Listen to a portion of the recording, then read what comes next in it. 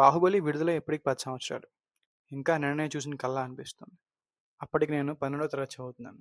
Cinema అంటే ఆ సమయంలో ఉత్సాహం ఎక్కువ. పోస్టర్లు, కటౌట్లు, థియేటర్లో ఆ శబ్దం అన్నీ కలిసి ఓ పండగలా అనిపించాయి. ప్రతి ఫ్రేమ్ కూడా పెద్ద కళ్ళ కనిపించింది. ఇప్పటికీ నెలకు కనీసం ఒకసారైనా ఏదో రకంగా ఎవరో ఒకరు బాహుబలి గురించి మాట్లాడతారు. మర్చిపోలేని జ్ఞాపకం అది. ట్రిపుల్ ఆర్ రిలీజ్ అయిన సమయంలో టికెట్లు కొనడానికి నేను నా ఫ్రెండ్స్ థియేటర్ ముందు లైన్లో నించున్నాం. అప్పటికే మూవీ రిలీజ్ అయ్యి చాలా డేస్ అయిపోయింది. మళ్ళీ 3Dలో చూడాలని మళ్ళీ అందరం కలిసి వచ్చాం. ఇప్పుడు మా ఫ్రెండ్ ఆ క్యూలో బాక్స్ ఆఫీస్ దగ్గర బాహుబలికి 5 టికెట్స్ అన్నాడు. సినిమా రిలీజ్ అయ్యి ఎన్ని సంవత్సరాలు అయినా అప్పటికే ఆ ఇంపాక్ట్ అలానే ఉంది. ఆ క్షణంలో బాహుబలి గుర్తొచ్చింది. అందరూ ఒక మినిట్ అలా చిన్న నవ్వు నవ్వుకున్నాం. సినిమా మనకు వినోదం మాత్రమే కాదు, ఇంకా చాలా ఉందనిపించింది. మన జీవితంలో ఒక ముద్ర, ఒక భావోద్వేగం, ఒక కాలపు స్మృతి ఇవన్నీ క్రియేట్ చేసింది. మొదటి భాగం ఎండింగ్లో ప్రభాస్ నడుస్తూ వస్తూ ఉంటాడు. ఆ ఒక్క షాట్, ఆ షాట్తో సెకండ్ పార్ట్ ఉందని చూపించారు.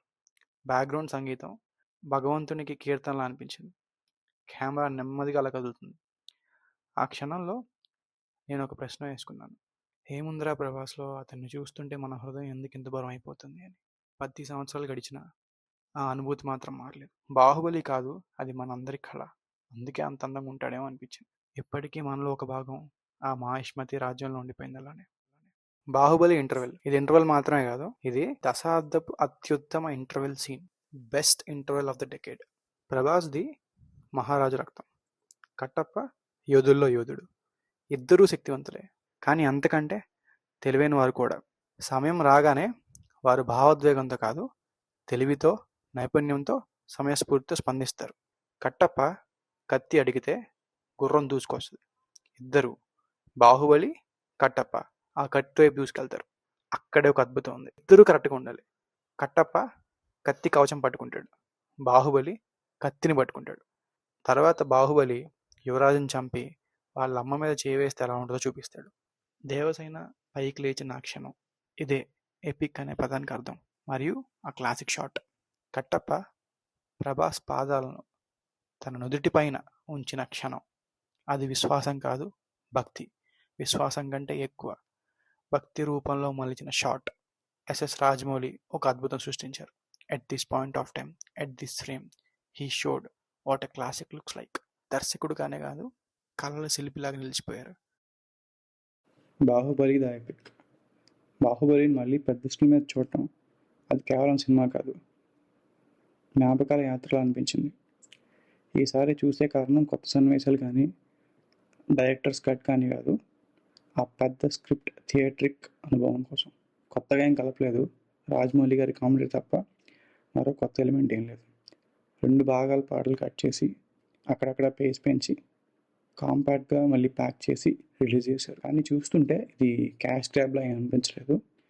ఇది బాహుబలి సాగాని కొనసాగిద్దాం, కంటిన్యూ చేద్దాం అనే ఉద్దేశంతో తీసుకొచ్చినట్టు అనిపించింది. చివరిలో వచ్చే యానిమేషన్ ప్రాజెక్ట్కి ఇది ఒక ప్రోలోగ్లా అనిపించింది. అయినా నాకు మాత్రం 4 గంటలు కూర్చోవడం కొంచెం కష్టంగా అనిపించింది. ముఖ్యంగా నాకు మొదటి నుంచే ఆ ఫస్ట్ హాఫ్, ఎప్పుడు ఆ first part of the cinema కొంచెం లెంతీగా, ఇంకా సెకండ్ పార్ట్ కోసం వెయిట్ చేస్తున్నట్టు ఫీలింగ్ వచ్చేది. అండ్ ఇప్పుడు కూడా అలాగే అనిపించింది బికాస్ ఆఫ్ ద లెంత్. 4 గంటలు కూర్చోవడం is not an easy thing. And నాకు ఎప్పుడు బాహుబలి సెకండ్ పార్ట్లో తాడి చెట్ల సీన్తో ప్రాబ్లమే. ఇప్పుడు కూడా మళ్ళీ ఆ సీన్ చూసాక ఈ ఒక్క సీన్ మళ్ళీ వచ్చింది. అంతకుముందు కూడా ఈ సీన్ అంత ఒక గ్రాండ్ స్కేల్ సినిమాని చిన్న పరిస్థితి అనిపించే సీన్ అది. ఈ ఒక్క సీన్ ఇంప్రూవైజ్ చేసి ఉంటే ఇంకా వరల్డ్ సినిమా అయ్యేదేమో అనిపించింది. స్టిల్ నాకు ఆ సీన్ చూడంగానే అదే ఫీలింగ్ మళ్ళీ కలిగింది. కానీ టు బి ఫ్రాంక్, ఎప్పటి నుంచి నాకు సెకండ్ పార్ట్ అంటే చాలా ఇష్టం. ఎందుకంటే అది పూర్తి సంతృప్తినిచ్చింది. సెకండ్ పార్ట్ సీక్వెల్గా మొదటి భాగం ప్రశ్న ఇస్తే రెండో భాగం సమాధానం ఇచ్చింది. 10 ఏళ్ల తర్వాత కూడా బాహుబలి చూడటం అంటే ఒక బెంచ్ మార్క్ తిరిగి మొదలు తెచ్చుకున్నట్టే.